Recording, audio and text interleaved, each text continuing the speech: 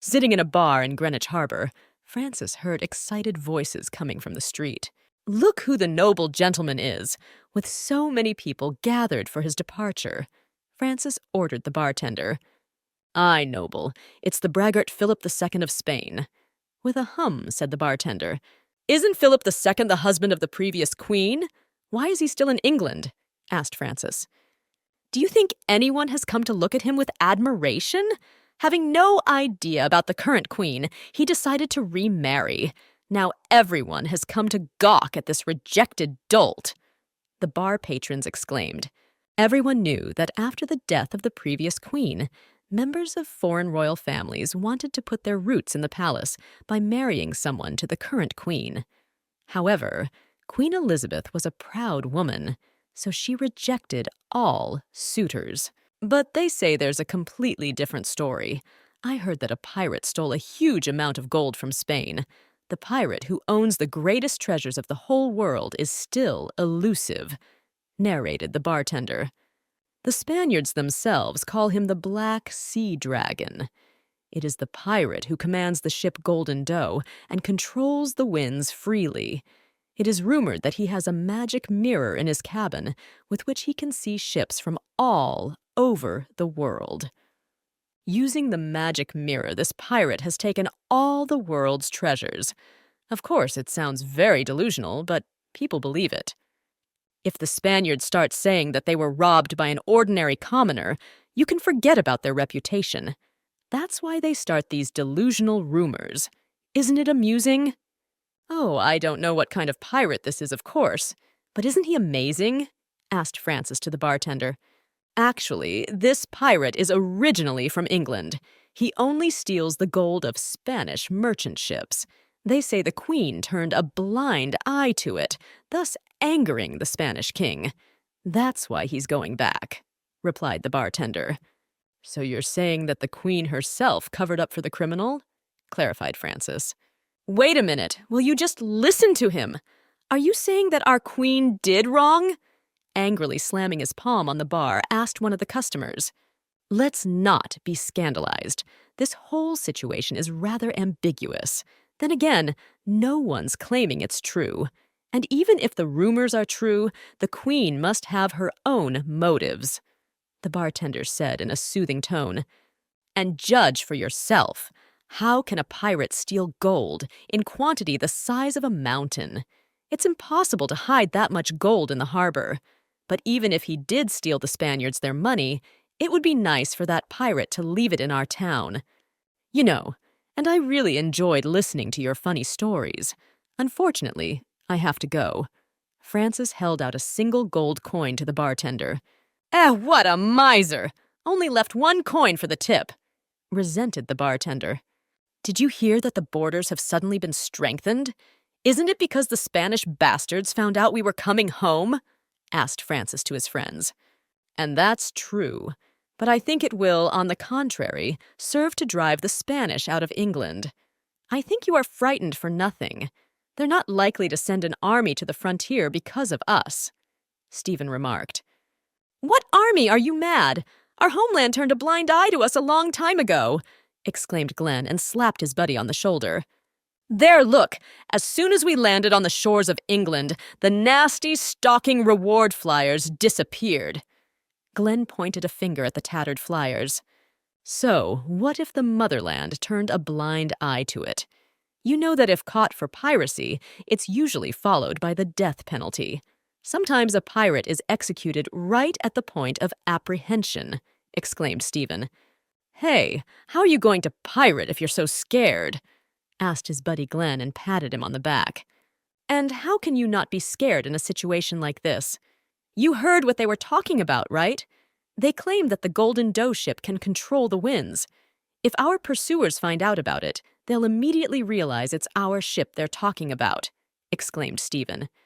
We just need to hide the symbol of our ship, and then no one will realize anything.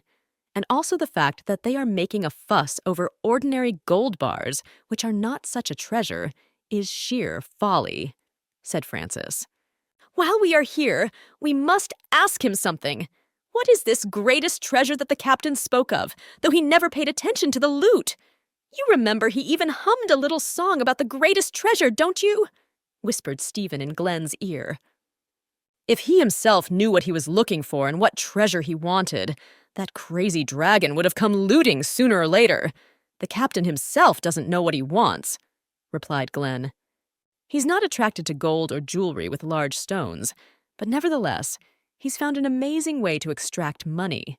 It makes me want to work with him. I can't imagine ever leaving for another ship. Glenn is right. I'm tired of gold and jewelry. I want to act a little differently. Tonight, after confirming the departure of the Spaniards, we'll take out the gold looted last time, said Francis Drake to his mates. Your Majesty, Francis Drake has returned, reported the maid. I see, Elizabeth said with a smile. If I had known this was going to happen, I would have collected all the drawings from the Golden Doe before I arrived in port, shouted Glenn. Don't be absurd. The doe symbol is no different than our Jolly Roger. You also give the order for everyone to abandon ship and run inland. It's the only way to escape. Without slackening his pace, Francis shouted, Well, this is nonsense! Why should we abandon our treasure? Glenn was indignant. When things settle down, we'll come back aboard and run away, replied Francis to him. Glenn confided to his mate that he was afraid to set sail, as there was a good chance that the Spaniards would chase them. Why are you acting so foolish?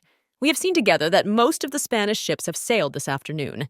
There's only one Spanish galleon left in the harbor now, soothed his mate Francis. And even if the Spanish follow us, we can sink them. That way we'll still have our cushion of safety in the form of stolen treasure, and we'll be rid of our pursuers. We kill 2 birds with 1 stone. Francis and Glenn sprinted to their vessel and hurriedly climbed aboard. Francis ordered Stephen to raise anchor immediately. He decided to sail through Dover as far as Calais. There was shallow water there, so the Spaniards' clumsy galleon wouldn't be able to catch up with them. Are you out of your mind? You want to go to sea in this weather? Stephen marveled. Do as the captain tells you and don't bicker. When has bad weather ever been a barrier to him? And if you don't like something, you can get out of here, shouted Glenn. He hurried to hoist the sails. Those bastards only have 1 ship, and even though it's a galleon, they're catching up with us pretty fast. Under these conditions, it's not as if we didn't make it to Calais. We didn't sail out of Dover. In a frightened voice, one of the sailors exclaimed, There aren't many men on that ship. We don't need to sail far. We have enough of our firepower. Add speed to match them. We're going into close combat, shouted Francis, looking through his telescope. After some time, the 2 ships leveled off. The Spanish soldiers began to make their way aboard the pirates. Daring to go out for close combat? Hoping to survive a fight with the Spanish Navy? You island nation puppies only know how to run away with your tail between your legs, shouted Admiral Pablo Garcia of the Spanish Navy. What are you talking about? You haven't won a single battle yourself. Why do you think I didn't fire on your ship? Know that you will die either way. This galleon will henceforth be mine, shouted Francis back to him. Insolent man, all you can do is run your mouth. The admiral was outraged. Queen Elizabeth of England came aboard the pirate ship Golden Doe. She was hiding in the hold of the Golden Doe. What a marvelous evening, don't you think? Asked Elizabeth to those present. And what is the Queen of England doing here? Wondered the admiral. I have noticed that there are too many extra passengers on this board. I'm sorry, but I have a contract with the captain of this ship, said Elizabeth. Francis looked at the Queen in surprise. He did not remember ever signing any contract with her. Well, why are you staring at me like that? Aren't you going to bind him? Bind at last this impertinent man who dares to bear his weapons before the Queen of England, said Elizabeth, and pointed to the pistol in Francis's hands. Some time later, all the pirates on the ship were tied up. You said the motherland would take care of us. You said everything would be fine. And where is everything okay? Shouted Stephen to Francis. Tears were streaming down his cheeks. He realized that the only thing ahead of him was the death penalty. Your Majesty, have you finally decided to cut the tail off this pirate? Asked the admiral to the Queen. If you decapitate this evil pirate and return the stolen gold, We are also willing to turn a blind eye to some details and pretend we know nothing.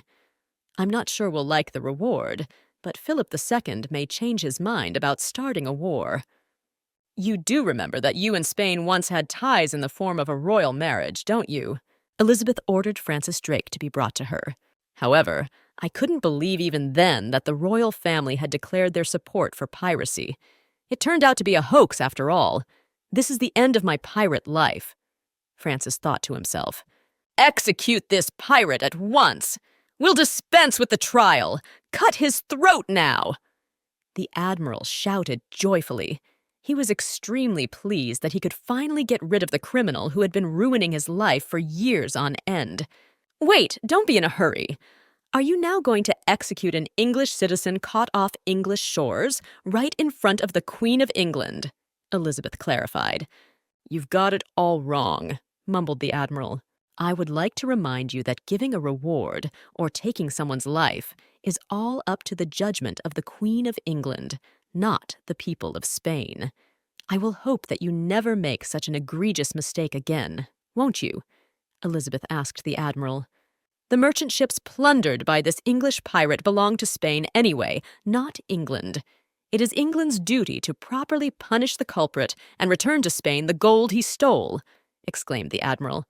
I am perfectly well aware of that, but I want to make my own decisions, said Elizabeth, and asked for a sword to be given to her. I will personally pass judgment on the criminals.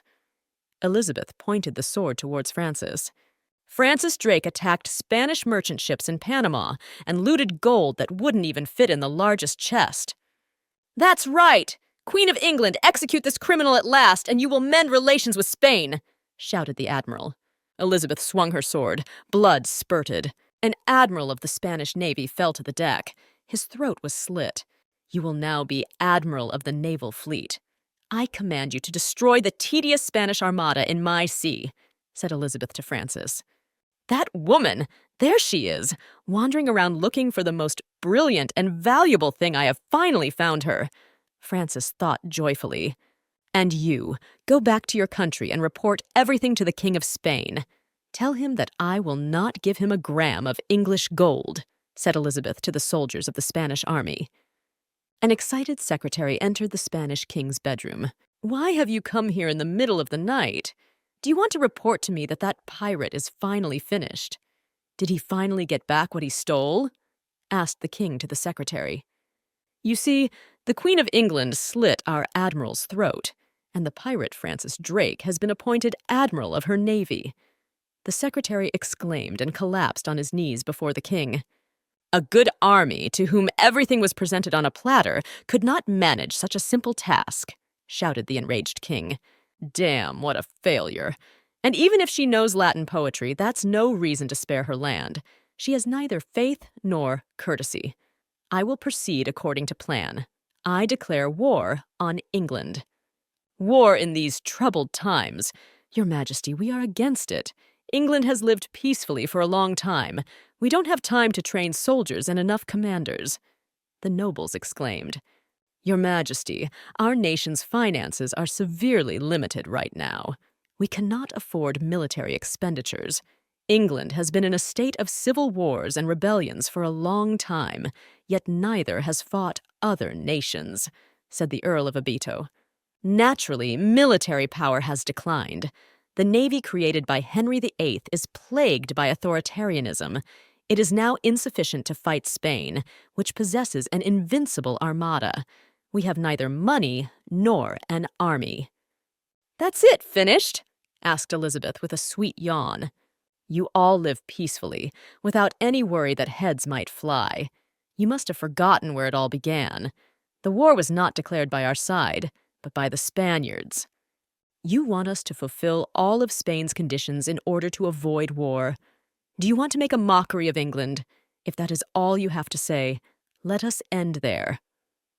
If you are going to show your displeasure at the next meeting, you will have to think of countermeasures beforehand. Take action if you want your cheeky asses to keep sitting in those chairs. Elizabeth invited Francis and his team to join her.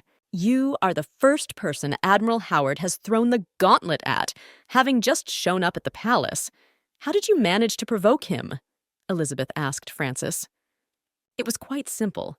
Francis confronted Admiral Howard almost as soon as he arrived at the palace. A commoner and pirate who hasn't even had basic military training can be an admiral? How could you fool Her Majesty?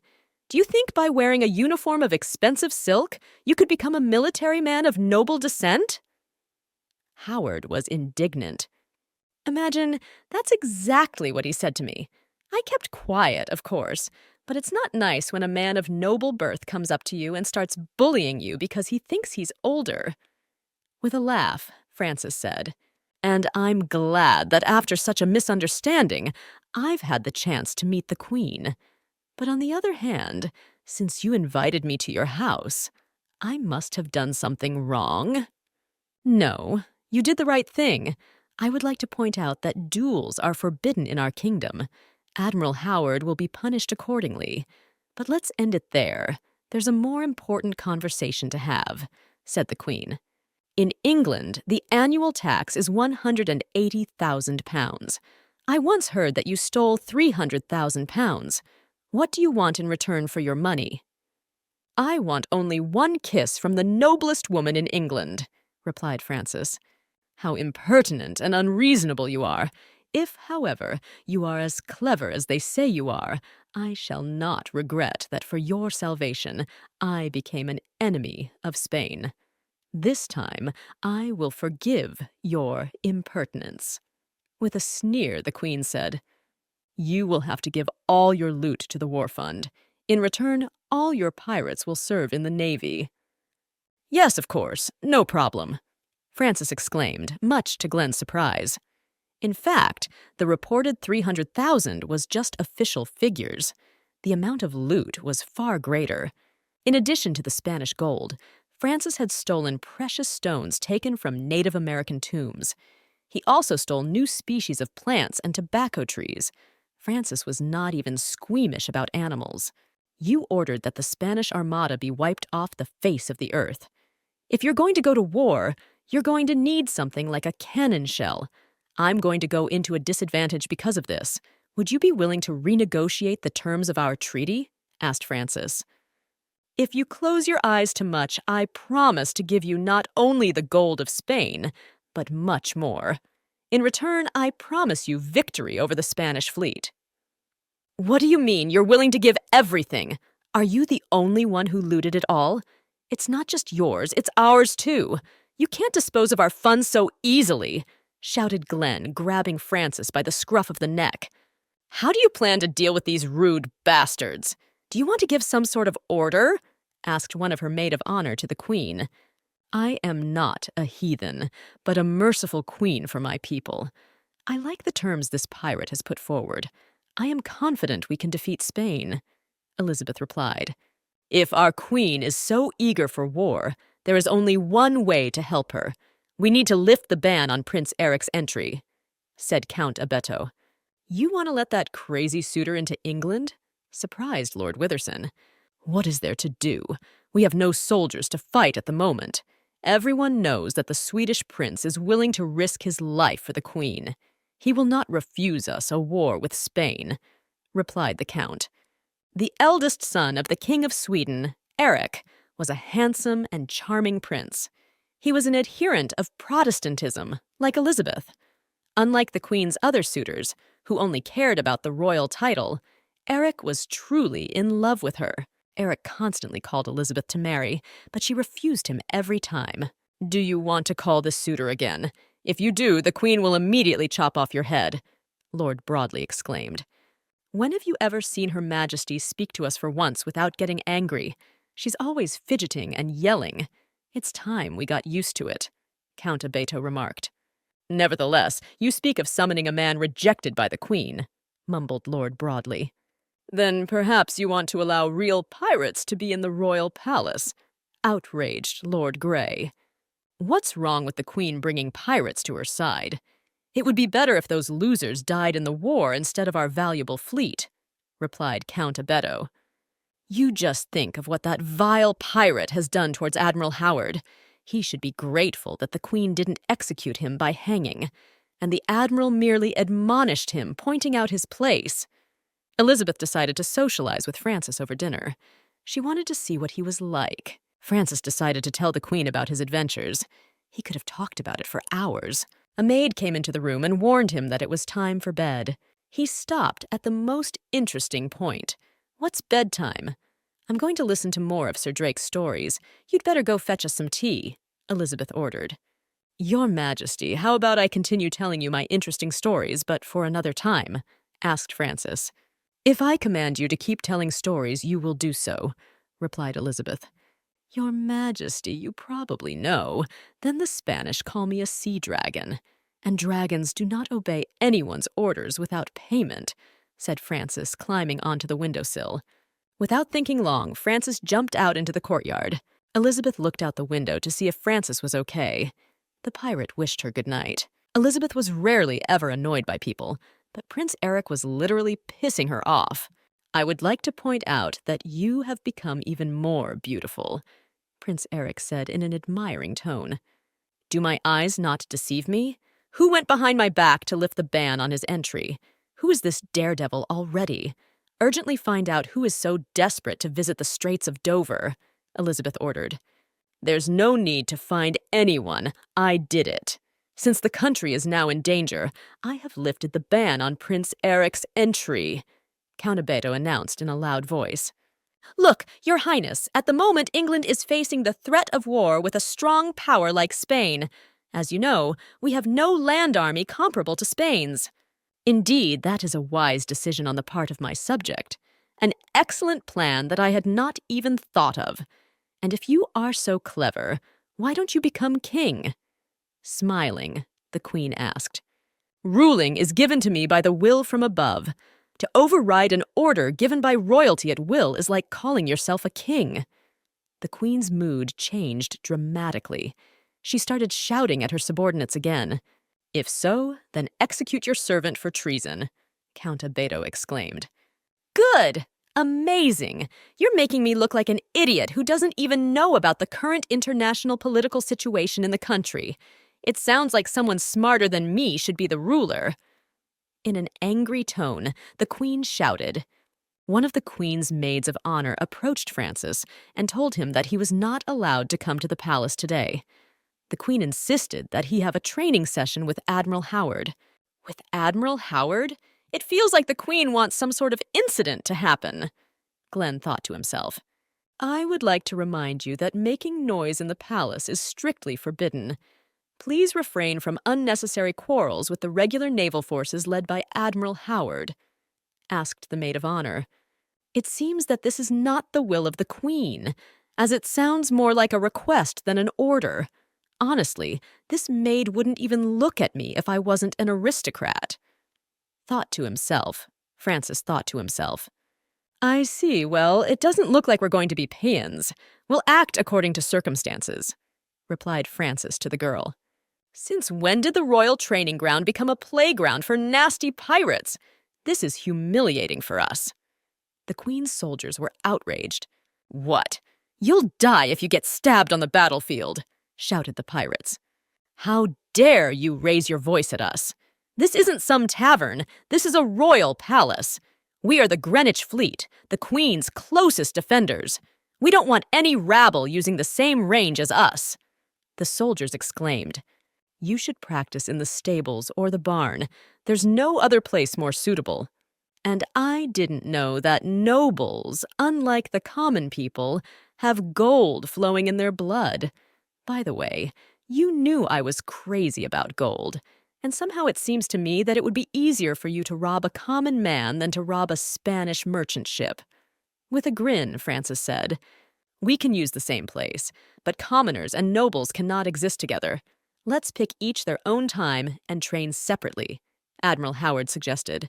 "After all, our bodies serve the same Queen.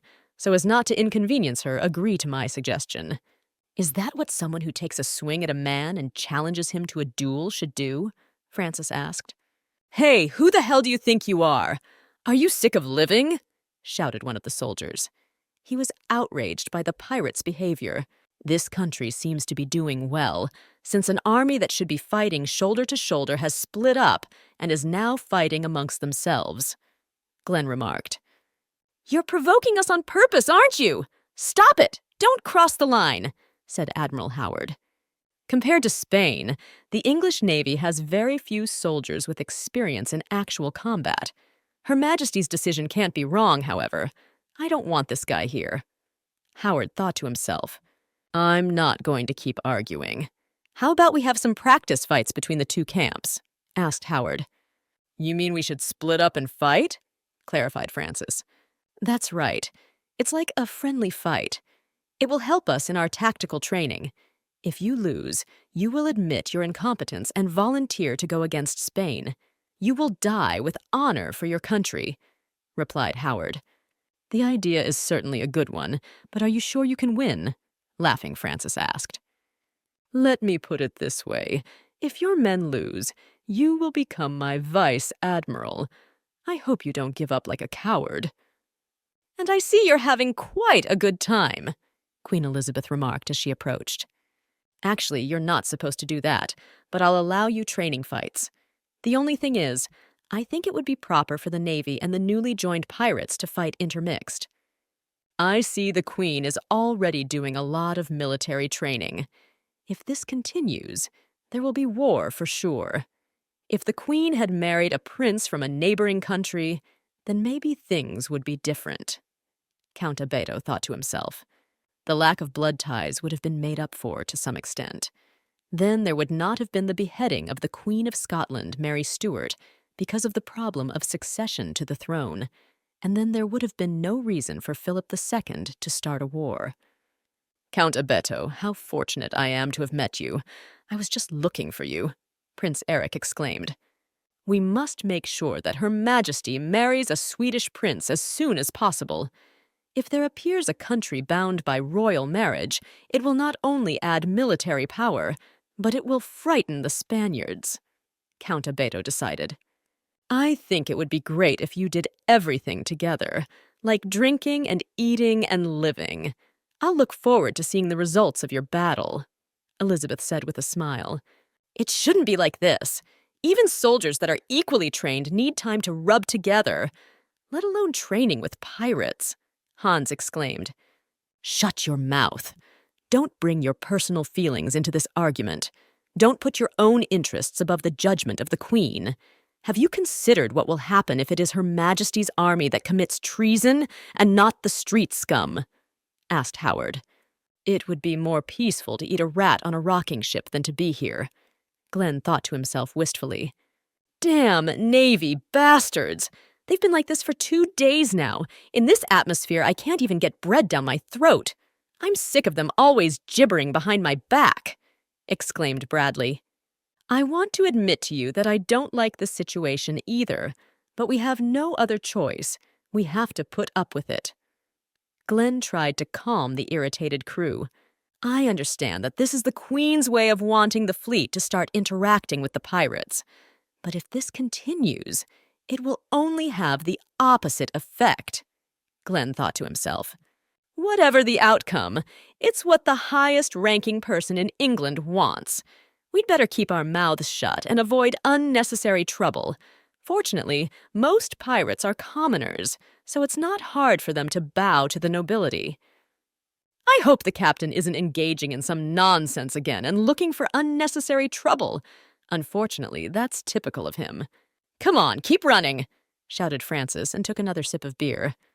Captain, why are you making us do such a useless job? Asked one of the pirates. Yes, because while you suffer, the soldiers of the English Navy suffer with you. While you suffer, these bastards suffer with you, replied Francis. So don't be lazy. Take a few more laps. While the pirates were running around with the soldiers on the training ground, Francis decided to hide in the palace to get some rest. After a while, he heard a woman's laughter in the corridor of the royal palace. Francis looked out to see what was going on. Answer me, aren't I the fastest? Do you remember there was a time when I was very fond of horseback riding? Shouted the Queen to her maid and laughed again. Your Majesty, has anyone ever told you that you shouldn't strut around the palace like that? Francis remarked. It's rude to stare at Her Majesty when she's dressed in a nightgown and robe, the maid exclaimed and covered the Queen with her body. It's all right. You don't have to worry about that, said Elizabeth to her maid. I thought I ordered all the doors in the palace to be closed so no one would be allowed in here. Then why are you here? Elizabeth asked Frances. Because I don't feel like working, replied Frances. What an impertinent man! As Her Majesty's servant, you have committed the sin of idleness. And just so you know, it is punishable by severe punishment. The maid was indignant. You're right, of course, but it would be better if you brought us some tea. Smiling, said the Queen to her maid. The girl immediately ran to fetch the tea. Now tell me the truth, why don't you want to work? Inquired the Queen to Frances. Maybe because I'm not confident in myself. Although, to be precise, I'm not confident in my abilities. It would be hard for me to win a battle without killing anyone in the process, replied Frances. Does that mean you intend to harm my army? Clarified the Queen. And you wish me to win without killing anyone in the process? And if that is what you wish, then can I disobey you? With a shrug, Frances said, I've noticed you have a knack for scratching your tongue. Last time I ordered you to continue your story, you just ran away. Of course I don't want to suffer casualties before the war even starts. Win the victory without casualties, Elizabeth ordered. Don't you think it's too much to give out orders to a hungry pirate? Frances asked the Queen. How absurd! Are you going to ask for a kiss this time too if you win the battle? Asked Elizabeth. Can I? Question for question, Frances answered. I'm not going to give you a definite answer. If you want one, work harder, Elizabeth advised. And I get you, England's most valuable woman, said Frances with a chuckle. Only of England, Elizabeth clarified. No, you're the most valuable and greatest woman in the world, Frances exclaimed loudly. He noted to himself that sometimes the Queen's inferiority complex kicked in. I am not yet the greatest. I still don't have dominance on the sea, Elizabeth exclaimed. If you want to gain dominance on the sea, then I will help you do it, Frances promised. Let's have no pathos. First win the battle without casualties, asked the Queen. I will do as Her Majesty commands me. I will make you the most precious woman yet, Frances exclaimed. And when you are the most precious woman in the world, then I will have you, Frances thought to himself. Your Majesty, that pirate has too haughty a look. He even breathes disrespectfully. Didn't he ask as a reward last time to kiss the noblest woman in England? The maid named Radcliffe was indignant. This time he had the impudence to sneak into the palace. What impertinence it is, after all, it is unthinkable. He saw Her Majesty in a linen dress. I cannot forgive him for daring to look at Her Majesty with that look. Radcliffe, I understand your feelings perfectly. Elizabeth stroked her maid's head affectionately. If you understand me, then you also think that this rascal should be… Radcliffe quickly fell silent, noticing the Queen's baleful gaze. And what should be done with him? Do you really think that if a man looks like a scoundrel, his head must necessarily be cut off? Why do you think neighboring countries are watching England so closely? Asked the Queen. Yes, because they all know that I am not firmly on my feet since I am not married yet. If they are lucky, they will marry their sons to me. Also, kings of other countries may marry me. But be that as it may, the surrounding countries are afraid to mess with us. They don't dare to move forward and ruin relations with England. Of course, it's hard to deny something while I'm being used to solve various political problems. But still, all this I was saying to the point that many men want to be near me. I haven't seen an exception yet. You are right, as always, and this poor man is blinded by you as well. Your Majesty, you are the most wonderful and beautiful woman there is, Redcliffe exclaimed.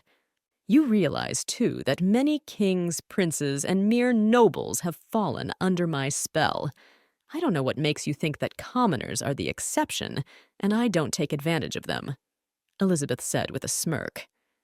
And I'm sure this pirate knows that I want to use him and nothing more. And the fact that he is so eager for my kiss in my eyes looks like just a nice request. If the man who falls in love with me is going to be an idiot like Philip II, talking nonsense for no reason, then, as you say, We should give his head a chance to say goodbye to his body. As for Francis Drake, I shall look forward to his next actions. I'm eager to utilize his powers. I want to twist him to the bone. Night invasion, shouted Francis, sneaking into Howard's room through the open window. If you make another move, I'll have you slaughtered by military law, shouted Howard and reached for his sword. Oh, brother, why are you being so stern? Can't you take a joke? Asked Francis in a joking tone. Francis tossed Howard a bottle of beer. Look, let's talk seriously. Answer me this. Do you like our queen? Francis asked Howard. You're talking unthinkable nonsense again. Howard grabbed his sword again. Will you calm down? You need to relax. It's after hours, so have some of that beer. Francis practically forcefully poured half a bottle of beer into Howard. Howard sat down at his desk and looked at Francis carefully. Your face is giving you away. You can stop being so cool, said Francis and laughed out loud. Shut up. You understand absolutely nothing. The dignity of a soldier is just words to you. You're a bastard abandoned in the straits. In an angry tone, Howard gritted through his teeth. You're so tedious.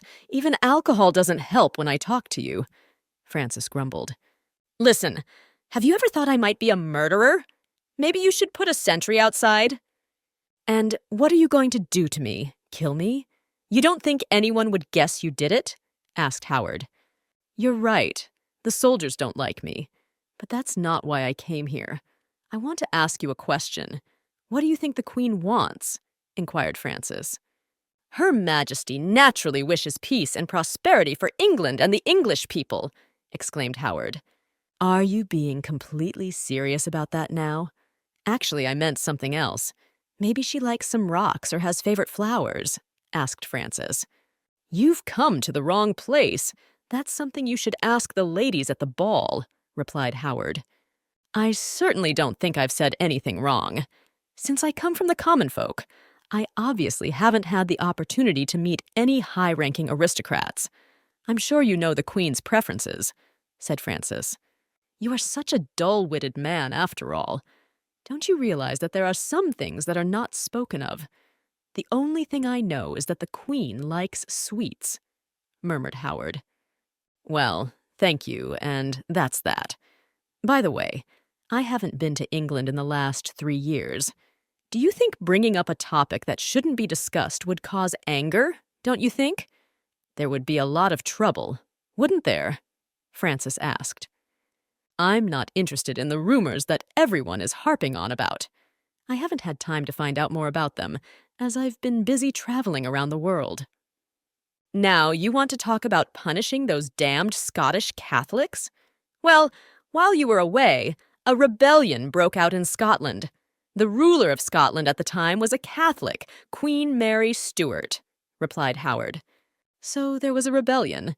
It seems Queen Mary's reign, unlike Her Highness's, was much more terrible, noted Francis. You see, there are many reasons why people rebelled. Anyway, Queen Mary fled to the protection of England, and our magnanimous Elizabeth took her in. But those damned Catholics clung to Queen Mary and tried to overthrow Her Highness, narrated Howard. Of course, Her Majesty had to execute Maria in accordance with the law. Speaking of the executed queen, Mary Stuart, how tall was she? Asked Francis's next question. She was tall enough, taller than Her Majesty. They say she was even beautiful. I never saw her, as Her Majesty would not allow me to meet her face to face. She thought it would interfere with affairs of state, replied Howard. That the Catholics rallied around Mary and revolted showed that Her Majesty's premonitions were correct. Be that as it may, Catholics are ungrateful people. The Spaniards and Catholics are preparing for war. They want to avenge the murder of a Catholic woman, Queen Mary. I don't think they want to start a war over the murder of another country's queen. You don't seem to be stupid. You must realize it's just an excuse, Francis said thoughtfully. That creep who was the husband of the former queen, Her Majesty's half-sister, he's the one to blame for everything. It all started because Her Highness refused to marry him, and under the pretext of his Catholic faith, He's talking all this nonsense," Howard exclaimed. "And the situation has also been aggravated by your release. You might be said to have contributed to the outbreak of the war." "Well, yes, of course I did. Started it all again to encourage me to surrender to Spain and end the war?" Stretching his vowels, Francis asked. "If you believe what you've just told me, then as soon as I'm killed, these people will immediately find another reason. It's like pissing your pants to keep warm in the winter. It can't be that a nobleman doesn't realize what I realize." "Somehow it seems to me that you just want to get rid of me, am I right?" "You, who has no sense of dignity, are making me look like an idiot! Get the hell out of here!" In an enraged voice, Howard shouted. "I'm on my way out. Just don't get mad. Good night to you. Do you want one last kiss?" Francis asked in a joking tone. When Francis finally left the room, Howard began to think about their conversation. Of course, Francis was right about a lot of things. They had so little money that they wouldn't even have enough gold looted by the pirates. They simply didn't have the funds for the war. Francis tucked the notebook he'd stolen from Howard into his pocket. There's a reason he went to visit him, isn't there? To summarize, that most beautiful, dignified, and shining treasure is actually very jealous and hates to lose anything. And in front of the executed Queen of Scotland, she had a sense of inferiority, thought to himself Francis. And even when she cusses, it looks really cute. Walking out of the soldiers' dormitory, Francis ran into Glenn. "I didn't mean to eavesdrop at all, but the window was open, so everything you two were talking about could be heard. Captain, did you dig something up? Analyzed his personality to figure out how to proceed?" Glenn asked. "Sometimes I think you believe the gossip that goes around about me. Do you really think I can read people? I can't do anything incredible. I can just steal," replied Francis. Francis pulled Howard's notebook from behind his sinus and showed it to Glenn. "You mean you went there to steal his notebook?" Glenn wondered. "Yes, because with it we'll be able to understand Howard's management style." Smiling happily, Francis said. This was Francis's first time attending a ball. The surroundings amused him immensely. "Look at how daring he is. He's just a commoner and a pirate." Countess Farkin was indignant. "Do you know how much money this commoner has given to England?" the Marquis Bronte asked the Countess. "Is not this the pirate who through good fortune became rich in an instant? Who is he? And how dare he come to the event of the family of the owner of this building?" Countess Farkin continued to be indignant. "My dear, you are giving this too much importance. Think of him as a common pirate, nothing more. And on top of that, this party was paid for by the Queen's personal captain," soothed the girl, Marquis Bronte. "By the way, I should like to point out that this particular pirate is currently the richest young man in England." A few days ago, Francis had gone to the harbor to learn as much as possible about the present queen. Oh, and he had only come to the ball to listen to gossip and rumors. You have no idea how incredible our queen is. Just recently, she started traveling around the nobles' balls on a private visit. It turns out that the nobles have no place to hold such events. A harbor worker told me. When the queen comes to a certain city, she usually stays at the house of the richest nobleman. It is also rumored that she asks the owner of the house to give her all the most expensive things he has, including jewelry. Rumor has it that she returns to the royal palace with a bunch of silver forks and spoons. It's probably her weakness. Because the queen raised taxes, many aristocrats have become worse clothed and fed. When Francis returned home from the harbor, a brilliant idea for a ball struck him. I'm more than sure the queen is keeping an eye on the nobles. She also raised taxes to fund the war out of the nobles' pockets. Naturally, the nobles started grumbling about how they don't have any money, mumbled Francis to himself. I'll have to find an appropriate nobleman, sponsor him to host a small ball. Sir Drake, you are a very interesting man, Lady Samantha exclaimed. To be honest, I still think my tales of sea adventures are not interesting to the ladies. You must be not only erudite, but you must have a broad soul. Bowing to the girl, Francis said, Sir Drake, you seem to be great with the ladies. Smiling, said Samantha. Do you think so? I have yet to interact with any of the other ladies at this ball other than giving them a formal greeting, complained Francis. Would you do me the honor of dancing this dance with me? Samantha asked, and extended her hand to Francis. Sorry, lady, I don't come from a noble family, so I don't know how to dance, Francis admitted. Ah, how sad that is. Sir, you now have status. You are now a full admiral of the English Navy. I don't think anyone will have any claim to your position, the girl exclaimed. Lady, as you already know, I am not of noble lineage, so I do not possess the information that is known to the aristocrats. And if I continue to be kept in ignorance, I shall be ashamed to even raise my head, whispered Francis in the girl's ear. Lady, will you please answer my questions and tell me everything? Tell me, do you like the Queen? Surely there is no English aristocrat who is not interested in the Queen. Every year at the Christmas party, the Queen always wears other jewelry so as not to lose her dignity, narrated Samantha. The jewelry that the Queen wears that day more often than not becomes fashionable. She is the most influential woman. The Queen always wears new jewelry, except for a commemorative gift to her mother. Wearing the same accessory several times is the lot of poor girls. Do you agree with me? She wears a new piece of jewelry every time, but that might not happen next time if there's a war, thought Francis, standing on the balcony. I'm pleased to learn the fact that she likes jewelry after all. She uses them to keep her dignity intact. Glenn looked out the window and saw Admiral Howard practicing with his soldiers again. He didn't bother to invite the pirates to practice. If they're going to defeat our Captain Francis, it's to their advantage to train without us, said the pirates. There is some truth to that. And if you suddenly find out the tactics the Admiral will use, will you report it to the captain right away? Asked Glenn to the pirates. Of course, we will definitely tell him everything. With one voice, the pirates exclaimed. Originally, our captain was famous for living without thinking about anything. In contrast, Admiral Howard is constantly looking for some opportunity. If I had an idea, I wouldn't risk my life out of complacency. Thought to himself Glenn. Admiral, are you doing well? I'm asking now about that incident with the missing records.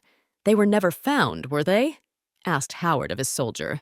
It doesn't matter. I have it all memorized, replied Howard. I'm just talking about the fact that these records were stolen by someone and may use them for their own purposes. That person could copy our tactics. Subverted the soldier.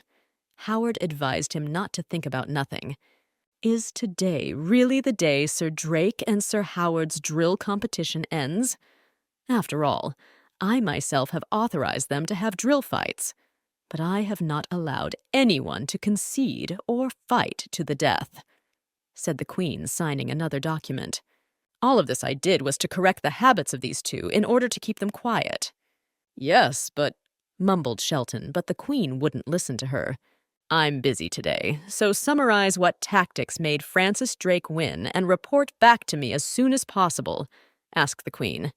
You see, Francis Drake lost today, whispered in the Queen's ear by her housekeeper. Since he lost the bet, he wants to take his ship and sail to Spain to fulfill his promise. Narrated Shelton. Well, I explained to you. I can't win without killing someone, shrugged Francis said. Captain, is that all you can tell us right now?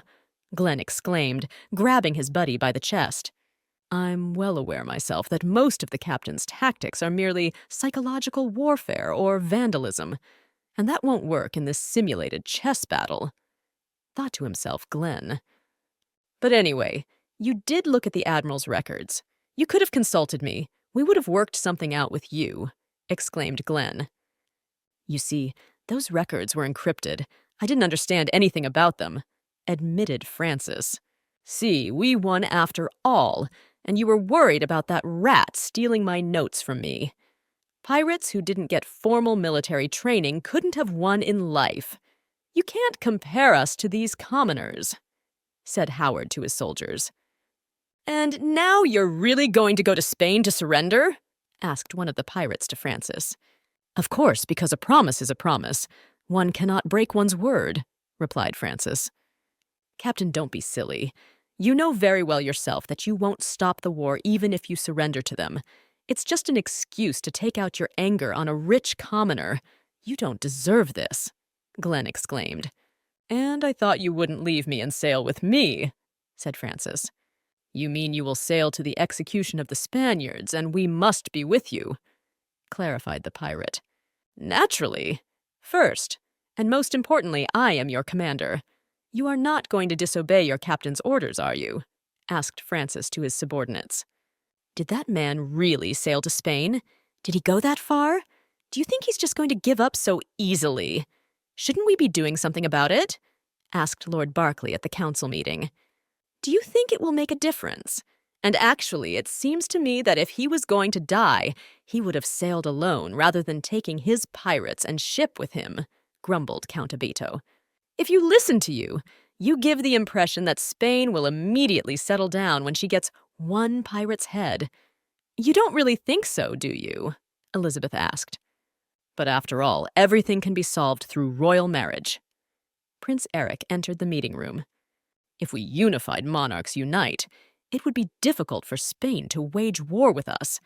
They'd better take care of the Netherlands, where a rebellion has started demanding independence. In such a situation, if the English side is the first to sacrifice Drake's life, then Spain, who cares about its reputation, won't start a war. What do you think about it, Your Majesty? Hey, in the sea, it's kind of murderously calm today. Did we have to sail to Spain at night? Asked Jake to the captain. Are you really asking me that? I mean, it's obvious stuff.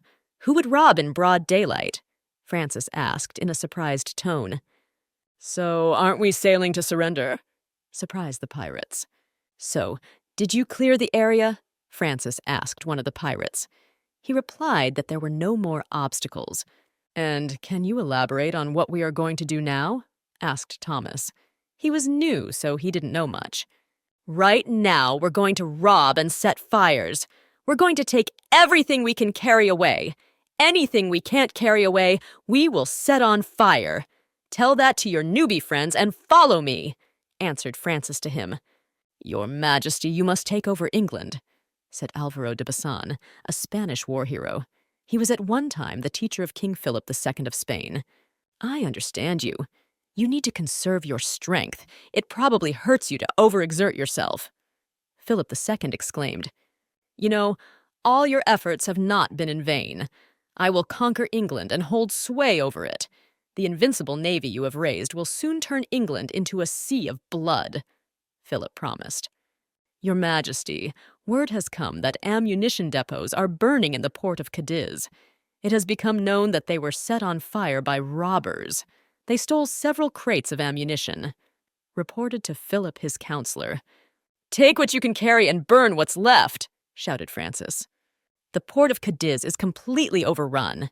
Do you want to destroy the remnants of the enemy soldiers and capture the remaining ships? Clarified Jake. Even though it was a surprise attack, even though the enemies were preparing for war, they were defenseless. Even though it's dishonorable, it's still an effective strategy. That's because pirates have no such thing as honor. Jake thought to himself.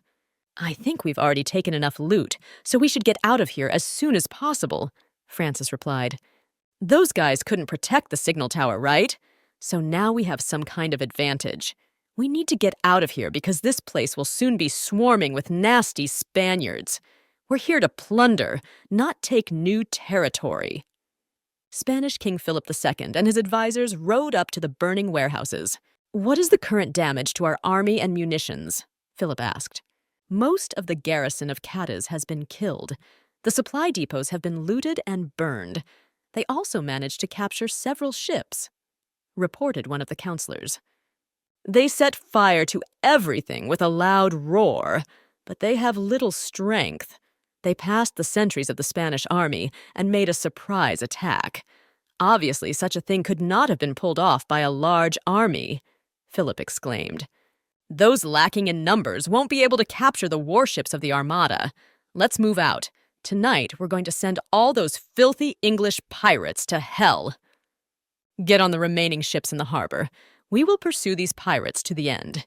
When the Spanish soldiers boarded their ships, They saw large holes in them, with which damaged ships it was impossible to catch up with the pirates. "Fix the ships quickly, and then we'll start solving the rest of the problems," ordered Philip. "You mean that bastard came back alive and unharmed?" Admiral Howard exclaimed. His subordinates reported to him that Francis and his crew had set fire to the Spanish fleet, stolen war goods, and brought them back with them. Hearing that Francis Drake had returned, Elizabeth rushed to meet him. "My queen, how glad I am to see you!"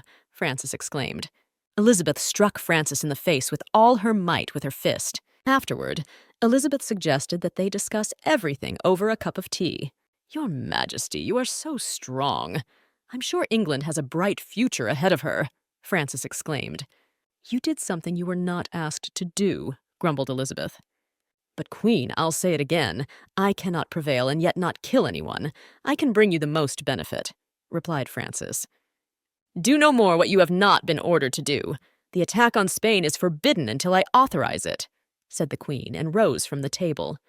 "I refuse to carry out that order." Crossing his arms over his chest, Francis said, "You dare to disobey the Queen's order now?" Elizabeth slammed her fist on the table. "Your Highness, I do not want to use a penny of the English treasury in this war. But to win the war, I need money and ammunition. The only way to get them is to steal them," replied Francis. Elizabeth sat at the table and hummed songs. "Your Majesty, I see you are in a good mood. Have there been some positive things in your life?" asked Radcliffe. "You know that my recent dragon friend, to save me money, stole ammunition and even brought a couple Spanish warships with him. He neatly hit the rear and came back with no loss of troops. No one has ever done such a thing for me," the Queen exclaimed. "Of course, I realize it's outrageous. It shouldn't be like that, but still. It would be nice if he got along with Sir Howard. They would complement each other and be a great team." The Queen's housekeeper approached and reminded her that it was time for bed. "These last few days around this dragon, I don't even notice how time flies," Elizabeth admitted. "Your joy is our joy as well. If you want to have a little fun, you might want to call a writer or some musician instead of that rude man," the housekeeper suggested. "How will I have time to watch plays when there's a thunderstorm coming? You need good preparation. That's it. Leave my chambers. I will rest," asked the Queen. That could have been a battle credit, but it wasn't. "Are you really going to keep acting like this?" asked Admiral Howard to Francis. "Only nobles like you need official congratulations. I'm going to act arbitrarily, just as I did when I was engaged in piracy," replied Francis. "But those are nefarious acts," noted Howard. "Howard, how funny you are. Explain to me why a pirate needs a good fame?" asked Francis with a chuckle. "The raid on the port of Cadiz was carried out by the grudge pirate Francis Drake of his own free will, and had nothing to do with our kingdom. England, as always, is not to blame for anything," Elizabeth explained. Although the council thought otherwise, they still had to agree with the Queen's words. This was obviously done by Admiral Drake, who received a privateer certificate from the British kingdom. "And you say their kingdom is not responsible? Are we to continue to turn a blind eye to it?" The Grand Duke of Spain, Pablo Garcia, was outraged. "I propose to do as I have previously conceived," replied Philip to him. "However, Your Majesty, if you admit it, we will be the first to attack," exclaimed the Duke. "In any case, history is written by the victors. We have an army of 28,000. The ignorant English, even if they drafted pirates, have a total of about 15,000 men," Philip said in a calm voice. "I am simply confident that Spain will win, so you need not worry about personal motives. Although England has a navy created by the previous king, they don't even have a rudimentary land army. Our army will crush those rednecks. I appoint the Duke of Medina Sidonia as commander of our army." Philip chose Medina Sidonia as commander because he was the most honest and unbending official. He also possessed modesty and a malleable character. Unfortunately, he had no experience in naval combat, but he was a capable enough manager. Although Medina Sidonia did not like the new appointment, he could not go against the will of King Philip II of Spain. As I told you before, I desire only one thing, a royal marriage to your majesty, and if need be, I am ready to mobilize troops for you. Elizabeth, I love you, Prince Eric exclaimed. Perhaps other kings and princes are only in love with your crown, but I am not. For the moment, I am satisfied with my position. Elizabeth, marry me. I will be a support for you. Even though Elizabeth didn't like Swedish Prince Eric, she still promised him to think about his proposal. Eventually, she might need his help. Cat, that prince ruined my whole mood. He said that if he marries me, he'll help my country. But if he really loves me, shouldn't he just help me? Why is marriage so important to him? Elizabeth asked her housekeeper. If he helped us even when I didn't ask him to, he could be compared to Drake, who forgot ships and armaments for us. Actually, I don't like my male subjects, and for good reason. The male subjects of this nation merely wish to kill me for political purposes, or marry me to consolidate power. I've worked so hard to get to this place, and now I have to share power with my husband. Besides, lately, it seems that our paths are getting more and more connected with Prince Eric. I'm so angry about this. It's all because of that hysterical fanatic. Elizabeth, you have been intelligent beyond your years since childhood and have had an uncanny ability to solve all the crises that have presented themselves to you. This is a problem you can solve as well, said Kat, and pulled the queen close to her. Kat, I'm no longer the brat who was afraid my sister would kill me someday. Thank you for your comfort, but I'm sure I can handle it. Elizabeth pulled Kat away from her. She hadn't liked anyone feeling sorry for her lately. Of course you are the best of the royal family I have raised. I'm sure you'll make the best choice. Kat squeezed the queen's hand tightly. You're right, but before the war begins, there's one thing I want to pull off. With a sly twinkle in her eyes, Elizabeth said, It's just that everything that went on in the port of Cadiz was just plain looting, so there's nothing to talk about, Francis exclaimed. He disliked paperwork very much. I ask you to assist me for the writing of this report. I am ordered to write the report and analyze the reason for the victory on the battlefield. Marcus, a soldier in the British Army, didn't like doing paperwork either. He was just following orders. Is winning something complicated? Choose. Do you want to tell me about the short victory first, or the long one? Asked Francis. Of course, I'd love to hear the latter, replied Marcus. Remember, in warfare on the front lines, it is mandatory that someone must die. Without the death of the enemy, there is no victory, and you should only kill those enemies who are standing in a certain place, said Francis, raising his index finger up. Tell me, what have you been up to lately? Francis poked his buddy Glenn in the shoulder. Nothing in particular. Same old stuff as always, Glenn muttered. Strange. You've noticed the Navy guys are well behaved under my command right now. Do you happen to be muttering something behind my back? Francis asked Glenn. Answer me this. When did you decide to leave piracy? After all, I know for a fact that there is nothing to plunder on the battlefield. And there's nothing interesting here, so why the hell are you hanging around? Do you want to stay in the Queen's service? Glenn inquired. Why wouldn't I? My income will never be as good as it was when I was under the Queen's patronage anyway. Besides, I'm a citizen of England, and a citizen must be loyal to the monarch, replied Francis. And since when did you become so patriotic? Glenn muttered. Francis answered him that he had always been loyal to the Queen and England. Look, I'm still here with you. That says a lot. In addition, remember the last time I was wrong? Asked his buddy Francis. You can follow me as before. Don't worry too much about it. Francis patted his buddy on the shoulder. You probably think war and piracy are similar things, but they're not. Glenn exclaimed and pushed his buddy's hand away. Look! How long ago did you get so serious? You should get some rest. You've been getting too anxious lately. Francis jokingly punched Glenn in the shoulder with his fist.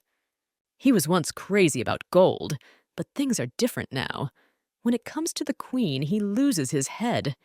Does he really think the coming war has any meaning? Glenn thought wistfully. Anyway, this prince is even more deluded than I am.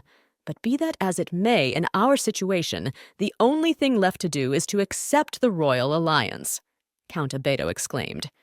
But there are few among the English who accept foreigners, Lord Broadley remarked. If we lose the war, there will be nothing left of public opinion, replied the Earl. Considering that Mary I's predecessor fell in love with Philip II and died giving him money, marriage to a foreigner is best not spoken of, cautiously remarked Lord Broadley. War is war, and it costs money. We will, in all probability, have to borrow it. We need to set aside all emotion, Count Abeto insisted. But if Her Highness is to marry, we will have to think about how to tell people about it. We cannot allow the common people to rise up in these troubled times, said Lord Broadley. I have to go away for a while, and I ask you very much during my absence, behave normally. I don't ask much from you. Just don't quarrel with anyone in the palace. Remember, everything here is connected, said Elizabeth to Francis. In particular, stop being rude to Sir Howard. You are comrades, after all. Sir Howard is a loyal and honest servant. Such a companion will be extremely useful to you. Your alliance is beneficial to both of you. The day after this conversation, Francis confronted Prince Eric. My Elizabeth is truly unique and kind. I cannot understand what you are doing here, Eric exclaimed.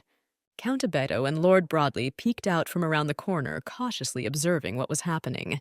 You are most likely kind to the people of your country as well. But as a foreigner, you are unlikely to understand if I want to say something to you, replied Francis. Lord Broadley ran up to Francis and covered his mouth with his hand. There was no need for an international scandal to break out yet. Prince Eric, come with me. I'm on my way to see the Queen now, said Count Abeto to the prince. Not even a day later, a complaint came from the prince. When did you have time to quarrel with him? I want to warn you that you are forbidden to enter the palace until Her Majesty returns home, Admiral Howard said to Francis. To be honest, I'm glad that at least for a while you won't get into a skirmish with the honored guests and nobles. Wait, you make it sound like if I had access to the palace, I'd be sure to get into some sort of scandal. I could make a mess here, too, after all, Francis remarked. I beg you very much, sit tight these few days until the Queen returns to the palace. If you keep doing stupid things, Count Abeto will surely punish you. You're right. I need to make a gift for the prince. We will definitely make up with him, Francis exclaimed. Though I myself know very well that I deserve severe punishment, I hope for your mercy. I shall surely find common ground with Prince Eric, Francis promised the Queen. To be honest, I didn't even expect a dragon to sit quietly in a cage, grumbled Elizabeth. I want to make it up to you, said Francis, and placed a large piece of emerald on the table. Of course, this stone is no match for the prince's wealth, but I hope he will accept my good-heartedness. Consider yourself lucky that you're not part of the aristocracy. If you were from the nobility, you would be spoken to differently. I can't remember how many times we've turned a blind eye to the gaps in your upbringing. With a heavy sigh, the Queen said, And you have absolutely no interest in where I obtained an emerald so valuable that no one will be left out, asked Francis. No. The only thing I'm interested in is where you hid your possessions when I tried to steal from you, replied Elizabeth. I don't have many possessions left. Stones and tomb-looting items are stored in various places. At one time, we plundered the graves of those of high standing among the indigenous peoples of West India. Be honest, do we even belong on your team? Because lately it seems to me that we don't anymore. You're not answering my questions. You should have enlightened us on your plan for once. In an angry tone, Glenn shouted, Strange. When did I ever tell you I was planning to do anything? And I absolutely don't understand the reason for your behavior. What are you unhappy about? Francis asked him in a calm tone. It's obvious, isn't it? Everyone knows we're only following you for the money. We want to know what we get if we go to war. I don't want to die because of some woman you fell in love with. and I don't want to put the team in danger," replied Glenn. "Wait, did I understand you correctly? You want to go against the Queen's orders," clarified Francis. "Don't turn my words inside out. The war's upon us. All the pirates are talking about now is that they are going to be used as cannon fodder. Answer me, what is your plan? What is your plan?" exclaimed Glenn. "What makes you think I want to share my plan with anyone?" whispered Francis in Glenn's ear. To calm his nerves and come to his senses, Glenn went to the bar. There, he heard that his old acquaintance Mary had been arrested. She was also a pirate. "Oh, you're back already? I thought you decided to leave us and take a job on another ship," Francis exclaimed, seeing his mate on the doorstep of his office. "It's all you. And don't play the fool. Don't pretend you don't understand anything. They keep arresting pirates in this country. How can you work for this fleet?" shouted Glenn, grabbing Francis by the scruff of his shirt. "You did this on purpose, didn't you? You were counting on the fact that when I was gone, you would use Mary for your own purposes?" "Okay, there was probably some kind of miscommunication. I knew Mary had been caught, but that was quite some time ago, and I had absolutely nothing to do with it. If you're wondering what she was arrested for, you know who to go to," replied Francis to his buddy.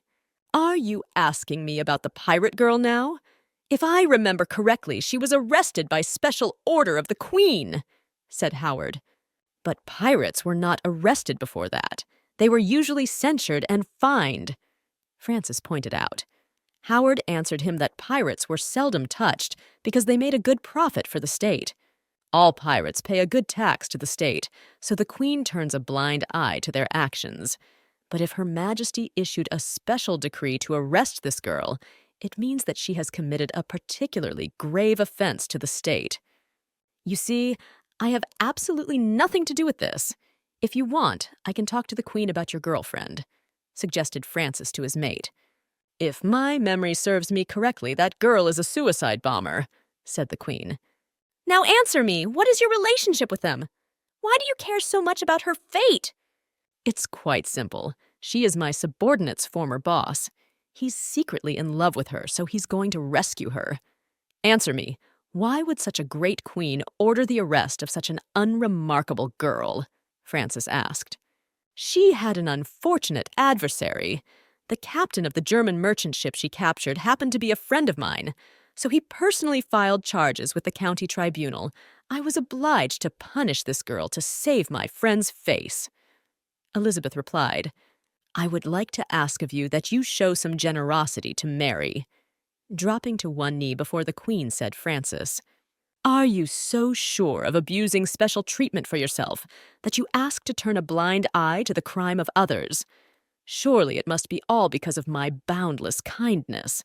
What an impertinent man you are, after all." The Queen exclaimed, "But you know, tales of love have always been interesting to my soul.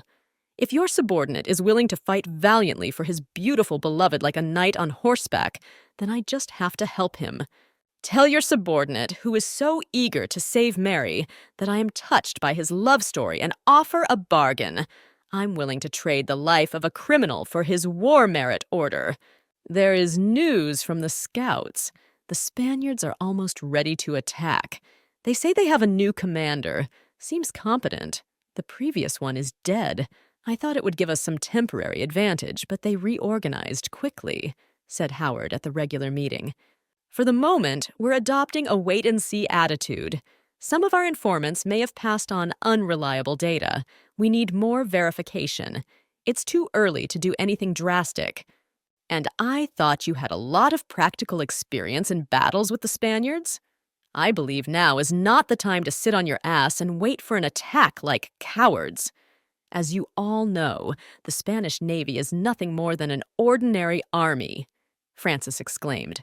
"Their ships are scarcely larger than those of ordinary carriers of men. They use a tactic already tried and tested: sail close to an enemy ship, throw a hook, and go in for boarding.